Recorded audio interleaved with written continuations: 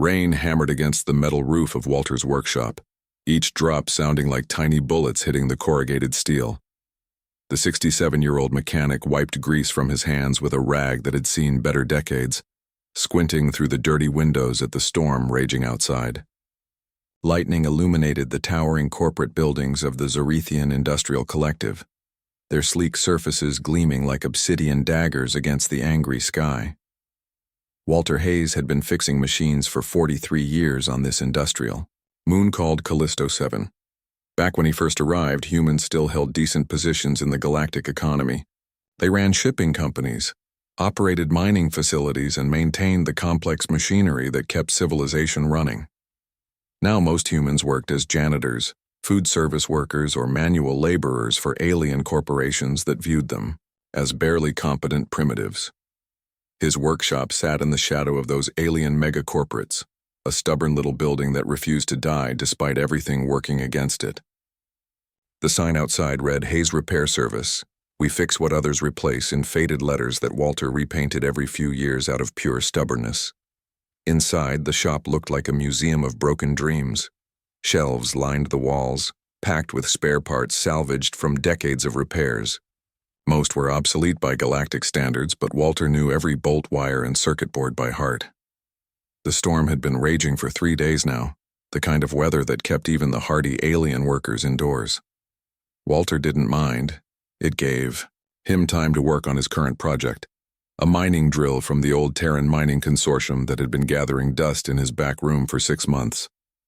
The previous owner couldn't afford to keep paying for repairs, so Walter had accepted it as payment for previous work. Now he fixed it anyway, partly because he hated leaving jobs unfinished, and partly because he had nothing better to do. Thunder cracked overhead, followed immediately by a sound that made Walter look up from his work. It wasn't thunder. Something heavy had crashed nearby, heavy enough to shake his building's foundation. He grabbed his rain jacket and a flashlight, then stepped out into the storm. The wind nearly knocked him over as he made his way around the side of his building. His flashlight beam cut through the driving rain, revealing a deep furrow carved into the muddy ground behind his shop. At the end of the furrow sat a shipping container, unmarked and military green, partially buried in the soft earth where it had skidded to a stop. Walter had seen enough military hardware in his younger days to recognize official government property when he saw it. This container bore no corporate logos or shipping manifests, just a series of numbers stenciled in white paint. The crash had damaged the locking mechanism, leaving the heavy doors slightly ajar. His practical side told him to call the authorities and report the crash. His curious side reminded him that the authorities on Callisto 7 were all alien corporate security forces who would probably confiscate whatever was inside without asking questions. His lonely side, the part that rarely got a voice anymore, whispered that maybe whatever was in that container might be interesting enough to break the monotony of his increasingly empty days. Walter chose curiosity. The container doors groaned as he pried them open with a crowbar from his shop.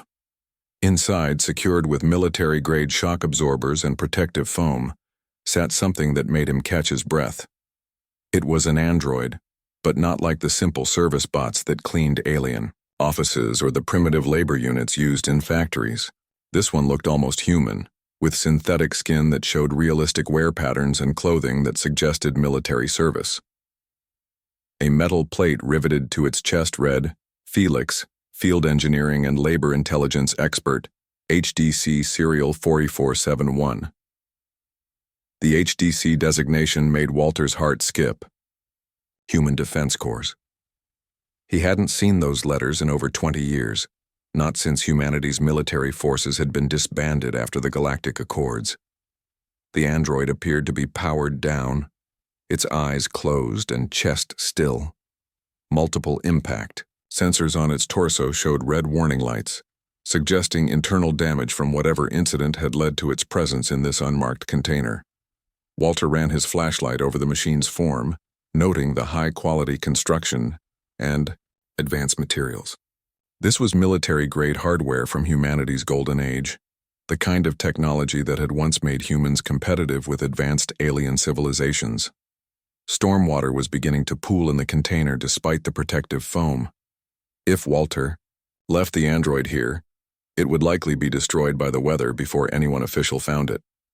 If he reported it, alien corporate security would confiscate it and probably strip it for parts. But if he brought it into his shop, if he tried to repair it, he might be breaking half a dozen laws about possessing restricted military technology. Walter looked at the android's peaceful face, noting the careful attention to detail in its construction. Someone had cared enough to make this machine appear human, to give it dignity even in deactivation. In that artificial face, Walter saw something he recognized. The look of abandonment, of being discarded by people who no longer found you useful. He made his decision.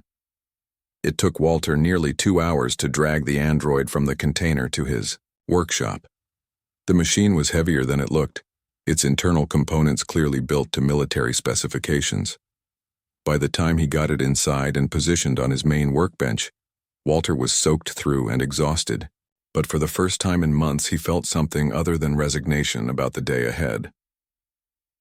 Walter connected his diagnostic equipment to the android's access ports, whistling softly as readouts began appearing on his screens. The damage was extensive but not irreparable. Power systems were offline, memory cores were corrupted, and several key circuits had been damaged by what looked like electromagnetic pulse exposure. But the core processors appeared intact, and the basic framework was solid. As dawn broke over, Callisto 7, painting the workshop in pale gray light, Walter Hayes began the most complex repair job of his career. He had no idea that he was about to wake up humanity's greatest hope, disguised as one old mechanic's desperate search for companionship in an increasingly lonely galaxy.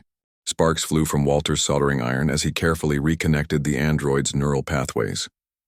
3 weeks had passed since the storm, and the workshop had transformed into a makeshift operating room. Circuit diagrams covered every available surface. Jury-rigged power supplies hummed quietly in the corners, and Walter's coffee had gone cold hours ago. Again. The android lay motionless on the workbench, its chest panel open to reveal the intricate maze of processors and memory cores that made up its artificial brain.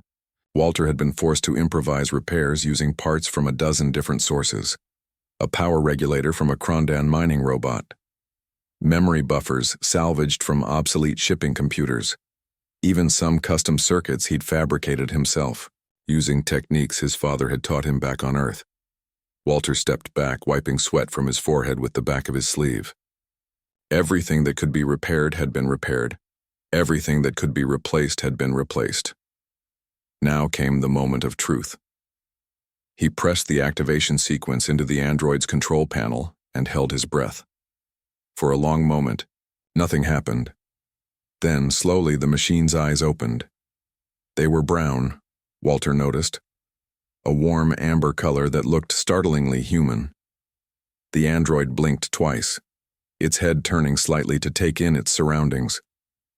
When its gaze settled on Walter, the old mechanic saw something he hadn't expected: confusion. "Where am I?"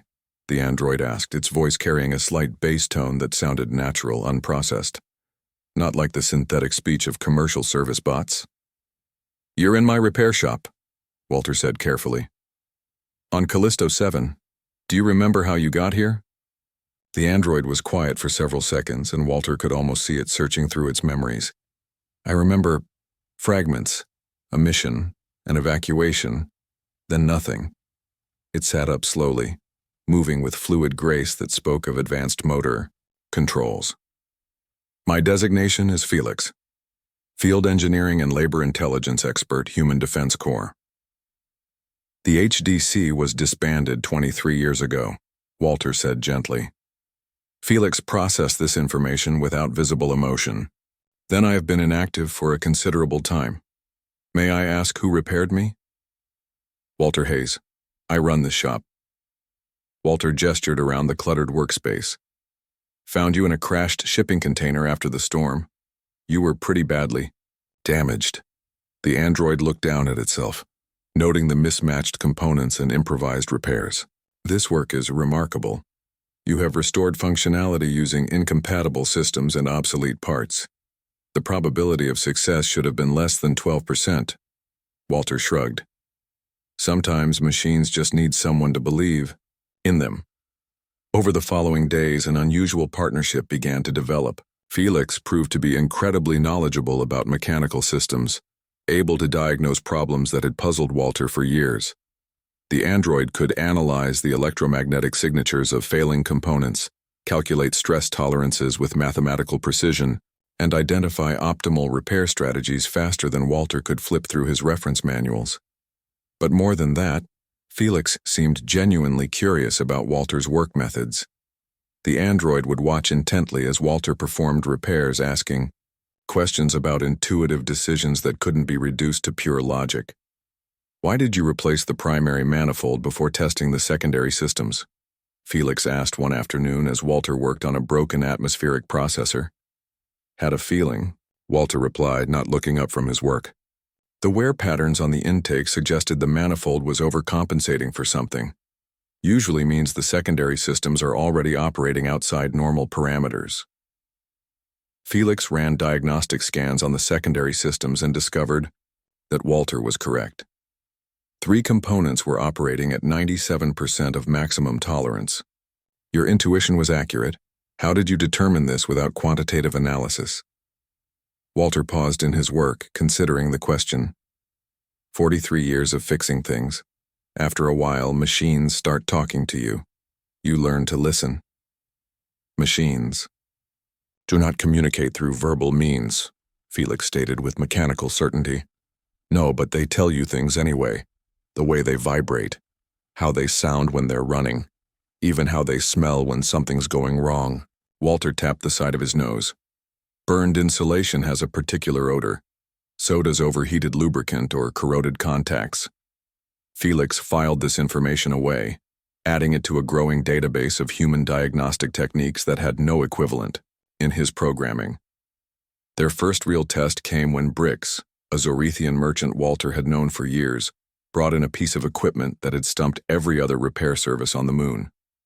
It was a gravity generator from a luxury transport, incorporating technology that humans weren't supposed to understand, let alone repair. "Nobody else can fix," Brix explained in his heavily accented standard. "Replacement cost more than ship is worth. Heard maybe old human work miracles now." Walter examined the device with Felix's assistance. The android's sensors could penetrate the exotic matter containment field and map the internal components in detail. Together, they identified a cascade failure in the quantum flux regulators, caused by improper calibration during the original installation. "The repair requires recalibrating the quantum resonance frequencies," Felix explained. "However, this technology predates human quantum mechanics understanding by several centuries." "Maybe," Walter said, running his hands over the smooth alien metal. "But the principles are still the same. Energy in, energy out, and something in the middle to control the flow. We just need to figure out what makes it happy." It took them 6 hours, with Felix providing precise measurements while Walter made minute adjustments based on how the device responded. When they finally brought it online, the gravity generator hummed with perfect stability. Brix tested the device thoroughly before paying Walter triple his usual rate. Word spread quickly through the industrial district. The old human mechanic had somehow acquired the ability to repair alien technology that stumped even the manufacturers. As their reputation grew, so did the complexity of the jobs that came their way. Mining equipment from the Antaran corporate syndicate, environmental systems from Keth trading vessels, even communication arrays using Valexian quantum entanglement technology. Felix found himself changing as well. The android began to understand the satisfaction that came from solving difficult problems, the pride Walter took in restoring broken machines to full function. More importantly, Felix began to grasp the concept of friendship. Walter never treated him as just a tool or a computer. When Felix asked questions, Walter answered patiently, often teaching concepts that had nothing to do with mechanical repair. When the android made mistakes, Walter corrected him without criticism. When Felix successfully diagnosed a particularly difficult problem, Walter's praise seemed to activate circuits in the android's emotional processing systems that had never been used before. One evening, as they finished repairing a damaged fusion reactor, Felix asked a question that surprised them both. "Walter, do you consider me to be your friend?" Walter looked up from his work, considering the question seriously. "Do you want to be my friend, Felix?" "I believe I do. Though I am uncertain what friendship means for an artificial being." Walter smiled, the first genuine smile Felix had seen from him. "Means the same thing it means for anyone else. Looking out for each other, sharing the work, making each other less alone." Felix processed this definition, comparing it against his observations of their partnership over the past several weeks. By every metric Walter had described, they had indeed become friends. "Then yes," Felix said. "I would be honored to be your friend, Walter Hayes." Neither of them realized that their partnership was about to attract the attention of forces that had spent decades ensuring humanity remained irrelevant in galactic affairs. 6 months after Felix's activation, Walter's small repair shop had transformed into the busiest service center in the industrial district of Callisto 7. The waiting area, which had previously held only 2 uncomfortable chairs and outdated trade magazines, now buzzed with activity as alien merchants, corporate technicians, and independent operators waited their turn for the legendary repair services of Hayes and his mysterious partner. Felix had proven to be more than just an advanced diagnostic tool. His military-grade fabrication protocols allowed him to manufacture replacement parts with precision that exceeded factory specifications. When Walter needed a component that no longer existed, Felix could analyze similar parts and create custom solutions that often performed better than the originals. The android had even begun developing his own repair techniques, combining his vast technical knowledge with the intuitive methods he'd learned from Walter. The partnership had evolved into something neither of them had expected. Walter's lifetime of practical experience complemented Felix's analytical capabilities perfectly. Where Walter might spend hours troubleshooting a problem through trial and error, Felix could identify the issue in minutes. But when Felix's logical approaches failed, Walter's ability to think creatively often provided solutions that pure computation couldn't reach. Their reputation had spread beyond Callisto 7. Shipping crews made detours to bring them complex problems. Corporate executives who would never normally deal with human-run businesses sent representatives with sealed containers full of expensive equipment. The pair had successfully repaired Zorethian gravitational generators, Antaran neural network processors, and even a Keth temporal stabilizer that 3 different manufacturers had declared irreparable. Walter found himself busier than he'd been in decades, but also happier. For the first time since his wife had passed away 8 years earlier, he had someone to share his work with. Felix proved to be an excellent conversationalist, asking thoughtful questions about everything from mechanical engineering to human culture. The android seemed particularly fascinated by Walter's stories about Earth, humanity's homeworld that Felix had never seen but somehow remembered from corrupted data files. But success brought new challenges. The first sign of trouble came when their part suppliers began raising prices without explanation. Components that Walter had been buying for years suddenly cost 3 times the previous amount. When he questioned the suppliers, they offered only vague explanations about market fluctuations and supply chain disruptions. The second sign was more direct. A representative from the Zorethian Industrial Collective arrived at the shop on a Tuesday morning, dressed in an expensive environmental suit that gleamed under the workshop's fluorescent lights. She introduced herself as Administrator Kexivol, speaking standard with the precision of someone who had learned it specifically for business purposes. "Mr. Hayes," she said, her voice carrying the slight harmonic distortion common to Zorethian vocal cords. "I am here to discuss a business proposition." Walter wiped his hands on his coveralls and gestured for her to continue. Felix observed from across the workshop, his enhanced hearing capturing every word despite pretending to focus on a routine maintenance task. "The collective has been monitoring your recent success," Kexivol continued. "Your repair capabilities have improved dramatically over the past several months. We are prepared to offer you a generous contract to provide exclusive services to our operations." "Exclusive?" Walter asked. "You would relocate your business to our primary facility. We would provide modern equipment, unlimited resources, and compensation far exceeding your current income. In exchange, you would service only collective equipment and transfer any advanced techniques you have developed. Walter glanced at Felix, who continued working but tilted his head slightly, a gesture they'd developed to indicate he was listening intently. "That's a generous offer," Walter said carefully. "But I like my independence, and I like helping everyone who needs repairs, not just one company." Kexival's expression remained neutral, but her next words carried an undertone that made Walter's skin crawl. "Independence is a luxury that becomes increasingly expensive, Mr. Hayes.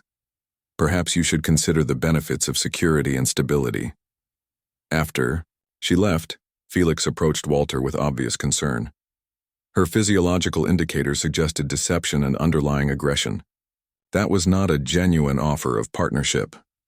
"No," Walter agreed. "That was a threat dressed up as an opportunity."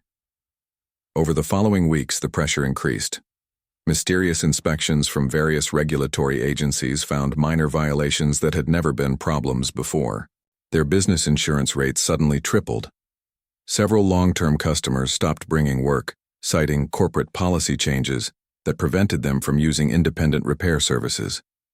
But the most troubling development came when Felix began experiencing periodic memory glitches.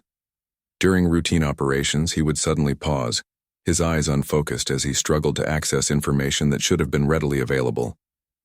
The episodes lasted only seconds, but they were becoming more frequent. "I believe someone is attempting to interfere with my systems," Felix told Walter one evening as they closed the shop. "The pattern of disruption suggests targeted electromagnetic pulse attacks designed to corrupt specific memory sectors." Walter felt a chill that had nothing to do with the cool evening air. "They're trying to break you?" "It appears so. However, I have been creating backup copies of critical data and storing them in shielded memory cores. If they succeed in destroying my primary systems, you could potentially restore most of my functionality." The idea of losing Felix terrified Walter more than he cared to admit. The android had become more than a business partner or even a friend. He was family, the closest thing Walter had to a son. The thought of someone deliberately damaging Felix filled him with a rage he hadn't felt since his younger days. "We need to find out who's behind this," Walter said. Felix nodded. "I have been monitoring local electromagnetic emissions and have identified the source. The attacks originate from a Zerethian surveillance station approximately 2 kilometers from our location. They appear to be testing the effectiveness of various interference patterns." That night, Walter couldn't sleep. He lay in his small apartment above the shop, listening to Felix perform routine maintenance tasks in the workshop below. The android didn't need sleep, but he'd developed a habit of using the quiet evening hours for self-diagnostics and data organization. The gentle sounds of his work had become oddly comforting to Walter over the months they'd been together. But tonight, those sounds reminded Walter of how much he stood to lose. Felix wasn't just helping him run a business, he was helping him feel human again. Their conversations about everything from quantum mechanics to classical music had reawakened interests Walter had forgotten he possessed. The android's genuine curiosity about human nature had forced Walter to examine his own beliefs and experiences in ways that had made him a better person. The next morning brought their biggest challenge yet. A corporate security team arrived, with an official warrant, claiming they had received reports of illegal artificial intelligence activity at Hayes Repair Service. The lead officer, a tall Zerethian with military bearing, announced they were conducting a mandatory inspection of all electronic systems on the premises. Walter stood protectively near Felix, who had powered down his higher functions and was masquerading as a simple diagnostic computer. But Walter could see the subtle tension in the android's posture that indicated he was ready to defend himself if necessary. "We need to examine your primary computer system," the officer said, pointing directly at Felix. "That's just a diagnostic terminal," Walter replied, trying to keep his voice steady. "Nothing special about it." The officer approached Felix with a scanning device that would certainly detect the android's true nature. Walter felt his heart pounding as he realized they were seconds away from discovery. That's when Felix made a decision that surprised everyone, including himself. Instead of maintaining his disguise, the android suddenly stood to his full height and stepped forward. I am Felix, an autonomous artificial intelligence created by the Human Defense Corps, he announced calmly. If you wish to examine me, you may do so. But I am not property to be confiscated or evidence to be seized. Under galactic law, I am a sentient being with rights of self-determination. The security team froze, clearly unprepared for this development. In the silence that followed, Walter realized that their quiet life of friendship and repair work was about to become something much more complicated. The Zorethian security officer stared at Felix for several long seconds, his scanning device forgotten in his hand. Around the workshop, his team shifted nervously, their weapons still holstered, but hands resting on the grips. Nobody had expected the diagnostic terminal to suddenly declare itself a sentient being with legal rights. Artificial intelligence of this sophistication is restricted technology, the officer finally said, his voice carrying the authority of someone accustomed to compliance. Regardless of its claims, it must be surrendered for evaluation. Felix tilted his head slightly, a gesture Walter had learned indicated deep processing. Under which specific statute? The Galactic Accords of 2387 clearly establish that any artificial construct demonstrating self-awareness and autonomous decision-making capabilities possesses fundamental rights, including the right to refuse involuntary modification or destruction. The officer consulted a handheld device, clearly searching through legal databases. After several minutes, his expression darkened. The accords apply only to recognized AI entities. You have no official registration or documentation. The Human Defense Corps was disbanded before such registration systems existed, Felix replied calmly.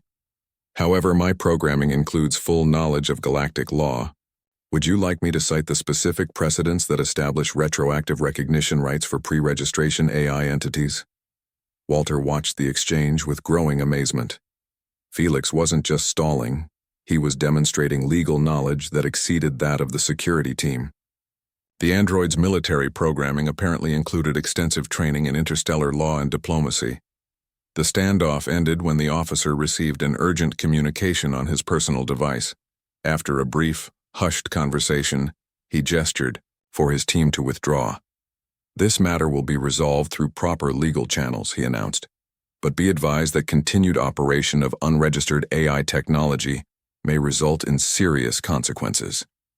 After the security team left, Walter locked the workshop doors and activated the privacy screens he'd installed to prevent industrial espionage. Felix remained standing exactly where he'd been during the confrontation, his expression thoughtful. I have potentially made our situation more difficult, the android said. But concealment was no longer viable. Their scanning equipment would have detected my true nature regardless of my attempts at camouflage. Walter poured himself a cup of coffee with shaking hands. You did the right thing. But what happens now? Now they will attempt to find legal justification for my seizure or destruction. The Zorethian Industrial Collective has significant influence over local authorities. However, my analysis suggests they are primarily interested in my technical capabilities rather than legal compliance. Over the next few days, the pressure escalated dramatically. Walter's business license was suddenly under review due to irregularities in his safety certifications. His utility services received notices of pending disconnection for alleged non-payment, despite his accounts being current. Several customers reported being contacted by collective representatives and advised that using Hayes Repair Service might violate their corporate contracts. But the most troubling development came when Felix began experiencing more severe memory disruptions. The electromagnetic attacks had intensified, now targeting his core personality matrices along with his technical databases. During one particularly severe episode, Felix temporarily reverted to his original military programming, speaking in clipped, formal sentences and referring to Walter as civilian operator rather than by name. Walter worked frantically to shield the workshop from the interference, using techniques he'd learned during his early career when electromagnetic pulse weapons were common battlefield hazards. But his improvised defenses could only do so much against the sophisticated attack systems the collective was employing. It was during one of these shielding efforts that Felix experienced his most significant memory recovery since his activation. While Walter installed additional Faraday cage components around the android's charging station, Felix suddenly stiffened, his eyes wide with recognition. "Walter," he said, his voice carrying an urgency that made the old mechanic look up immediately. "I remember my mission. I remember why I was in that shipping container." The memories that flooded back painted a picture of humanity's final desperate gambit during the political maneuvering that led to their marginalization in galactic affairs. Felix hadn't been just any military android. He had been part of a secret program called Project Renaissance, designed to preserve humanity's technological achievements and cultural knowledge in case they lost their position in the galactic community. "I am a repository," Felix explained, his voice filled with wonder at his own recovered memories. "My data cores contain complete technical specifications for human engineering techniques, including innovations that rival or exceed current galactic standards, but more than that, I carry the cultural context that makes those techniques effective." Walter sat down heavily on a nearby stool. "What kind of cultural context?" "Human approaches to problem solving. The willingness to improvise, to combine incompatible systems, to find creative solutions when logical approaches fail. What you call intuition, I now understand to be a sophisticated form of pattern recognition based on experience and cultural knowledge passed down through generations of human engineers." The android paused, accessing deeper memory files. "There were 12 of us originally. 12 repositories, each carrying different aspects of human knowledge and culture. We were to be activated only if humanity faced extinction as a technological civilization." "Where are the others?" Walter asked. "Unknown. We were scattered across the galaxy in unmarked containers, hidden until the need arose. I was damaged during transport and went offline before reaching my intended destination. I do not know if any of the others have been activated." That night, their workshop was attacked directly, not by corporate security teams or legal challenges, but by unmarked combat drones that struck just after midnight. Walter was awakened by the sound of energy weapons firing and the distinctive whine of military-grade shields deflecting incoming fire. He rushed downstairs to find Felix standing in the center of the workshop, surrounded by a shimmering defensive barrier generated by systems Walter hadn't known the android possessed. 6 combat drones circled the building, their weapons trying unsuccessfully to penetrate Felix's defenses. "Stay back, Walter," Felix called out, his voice carrying new harmonics that suggested his full combat protocols were now active. "I am designed to withstand considerably more firepower than these units can generate." What happened next lasted less than 30 seconds but changed everything Walter thought he knew about his friend. Felix moved with fluid precision that made his previous grace look clumsy by comparison. His defensive barrier shifted to offensive mode, projecting focused energy bursts that disabled the drones one by one without causing collateral damage to the surrounding buildings. When the last drone fell, Felix's combat systems powered down, and he returned to his normal demeanor. But Walter had seen the android's true capabilities, and the revelation was both thrilling and terrifying. "You're not just a repository," Walter said slowly. "You're a weapon." "I am both," Felix replied. "But I prefer to be neither. I would rather be your friend and partner, helping repair broken machines and learning about human nature." The drone attack had been a mistake on the collective's part. By using unmarked military hardware against civilian targets, they had violated numerous galactic laws and treaties. But more importantly, they had forced Felix to reveal capabilities that attracted attention from unexpected quarters. The next morning, Walter received a visit from someone he hadn't expected. Ambassador Ruth Morrison from the Human Colonial Authority, the small governmental body that represented humanity's interests in galactic affairs.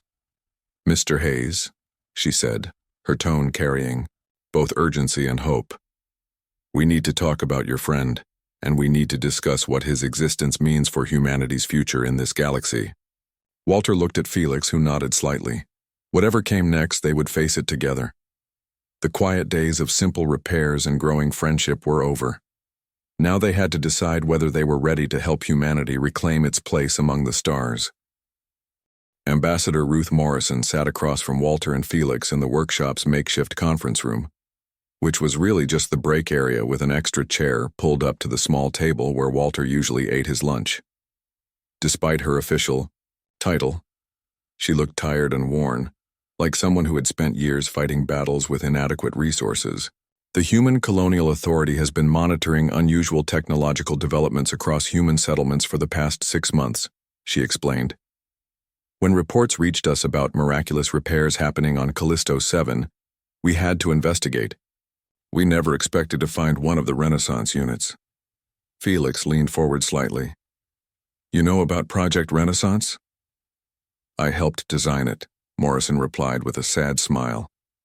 25 years ago, when it became clear that humanity was losing its position in galactic affairs, a group of us developed the project as insurance.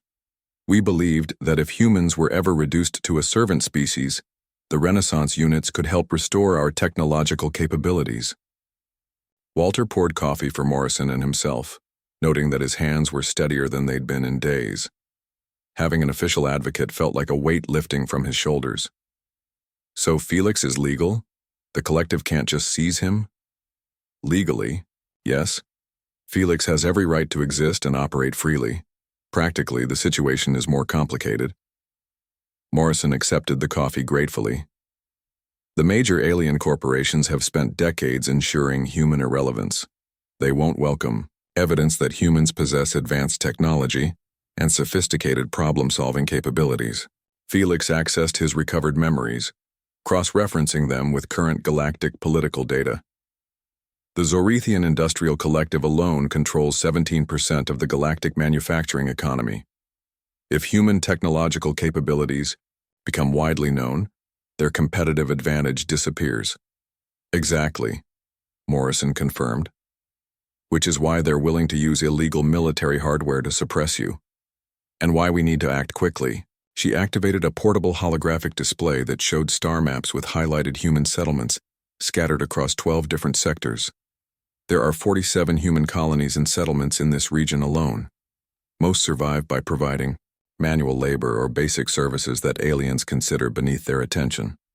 But if they had access to advanced human engineering techniques, Walter studied the display, recognizing the names of colonies he'd heard about but never visited, mining operations on airless worlds, agricultural settlements on planets with hostile climates, space stations providing maintenance services for alien shipping routes, all of them struggling to survive in an economy that viewed humans as expendable. What do you want us to do? He asked. Morrison looked directly at Felix. We want you to share your knowledge, broadcast the technical specifications and cultural context stored in your memory cores to every human settlement in the galaxy. Give our people the tools they need to compete on equal terms. Felix processed this request for several seconds, running probability calculations and ethical subroutines. Such an action would effectively end my unique value. Once the knowledge is distributed, I would no longer be humanity's only repository of Renaissance technology. That's the point, Morrison said gently. The project was never about creating a single super android. It was about preserving human knowledge until it could be returned to humanity as a whole. Walter felt a complex mix of emotions at the proposal. On one hand, he wanted Felix's knowledge to help struggling human communities across the galaxy. On the other hand, the selfish part of him wanted to keep his friend close, to maintain the partnership that had brought meaning back to his life. Felix seemed to sense Walter's internal conflict. What do you think, Walter? You understand humans better than my programming allows. Would this knowledge truly help them? Walter thought about his own journey from obscurity to success, remembering how much of it had depended on Felix's capabilities, but also on their partnership. The technology alone won't be enough. They'll need to understand how to use it, how to adapt it, how to make it work with whatever resources they have available. Then we broadcast everything, Felix said with sudden conviction. Not just technical specifications, but the methods we've developed together. The integration of intuitive problem-solving with analytical precision. The importance of persistence and creative adaptation. Morrison activated her communication equipment. I can establish a connection to the Human Colonial Authority's emergency Broadcast network within an hour. Are you certain about this decision? Felix looked at Walter, and in that moment, both of them understood that their quiet life of friendship and repair work was about to end forever. But they also understood that their partnership had taught them something more valuable than any technical specification: the power of combining human intuition with artificial precision. "We're certain," Walter said, "but we do this together." The broadcast began at exactly 1400 hours, Galactic Standard Time. Morrison had coordinated with human settlements across 12 sectors, ensuring that receivers were prepared to capture and record the transmission. Felix connected his consciousness directly to the communication array, preparing to share not just data, but the experiential knowledge he'd gained working alongside Walter. "Beginning transmission of Renaissance Archive 7, Felix announced over the network. "This archive contains complete technical specifications for advanced human engineering techniques, cultural context for their application, and practical methods for implementation using limited resources." What followed was unlike any data transmission in galactic history. Felix didn't simply upload technical manuals and blueprints. He shared the story of his partnership with Walter, demonstrating how human creativity and alien technology could be combined in ways that pure logic couldn't achieve. He transmitted Walter's intuitive diagnostic techniques alongside precise analytical methods, showing how experience and pattern recognition could supplement computational analysis. The response was immediate and overwhelming. Within hours, human engineers across the galaxy were reporting breakthrough repairs using techniques they'd thought impossible. A mining operation on Kepler-7 successfully restored damaged fusion reactors using Felix's hybrid approach. Agricultural technicians on New Terra solved crop irrigation problems by applying human improvisation to alien environmental systems. Even space station maintenance crews began handling complex alien technology with newfound confidence. But the most remarkable responses came from unexpected sources. Human children who had grown up around alien technology, never knowing they possessed the cultural heritage to understand and improve it. Elderly mechanics like Walter, who had decades of experience but lacked the theoretical knowledge to tackle advanced systems. Young engineers who had been relegated to menial jobs despite their education and capabilities. The Zorethian Industrial Collective's response was swift and predictable. Within 6 hours of the broadcast, corporate security forces were mobilizing across multiple sectors, attempting to suppress what they termed illegal technology transfer and industrial espionage. But they faced a problem they hadn't anticipated. The technology was no longer concentrated in a single location or individual. Thousands of human engineers across dozens of worlds now possessed the knowledge Felix had carried. More importantly, they were already adapting and improving upon it, combining the Renaissance archive with their own experiences and local resources. The decentralized nature of the distribution made suppression impossible. Walter watched the responses streaming in through Morrison's communication equipment, feeling a mixture of pride and wonder. Communities that had struggled for decades were suddenly solving problems that had seemed impossible. Human settlements were reporting successful repairs of alien technology that had been abandoned as irreparable. "Look at this," Morrison said, highlighting a message from a colony on the rim worlds. "They've modified a Keth atmospheric processor using your hybrid techniques. It's now operating at 130% of original efficiency." Felix processed the report with obvious satisfaction. "They have improved upon our methods." This is precisely what human engineering capabilities make possible: continuous innovation and adaptation. The success stories continued for days. A human-operated shipping company on the trade routes successfully repaired a damaged faster-than-light drive that 3 alien corporations had declared irreparable. Mining operations began modifying their equipment to exceed original specifications. Even human service workers started diagnosing problems in alien facilities that the original manufacturers couldn't solve. The galactic economy began to shift in subtle but measurable ways. Alien corporations that had relied on planned obsolescence found their customers seeking out human repair services that could extend equipment life indefinitely. Technology that had been considered irreparable was suddenly functioning better than new. Human communities that had survived on subsistence wages were commanding premium prices for their services.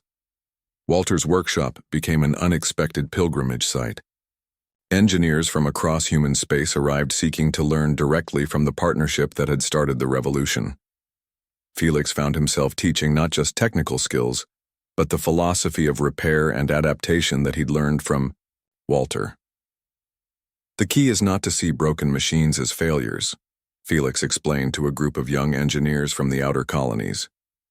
Every malfunction is an opportunity to understand how the system works and how it might be improved. Walter taught me that machines don't just need repair, they need care and understanding. Walter, meanwhile, discovered that his role had transformed from mechanic to teacher. Students wanted to learn his intuitive diagnostic methods, his ability to sense problems through observation and experience. He found himself developing formal curricula around techniques he'd never consciously analyzed before. The Zorethian Industrial Collective made one final attempt to suppress the human technological renaissance. They arrived at Callisto 7 with a full corporate fleet, demanding that Walter and Felix surrender themselves for economic terrorism and violation of trade agreements. But they were met by something unprecedented in galactic history, a united human response. Ships from dozens of human settlements had converged on Callisto 7, forming a defensive fleet that included everything from modified cargo vessels to converted mining platforms. More importantly, these ships were operated by crews who now understood their technology well enough to push it beyond original design specifications. The standoff lasted only minutes.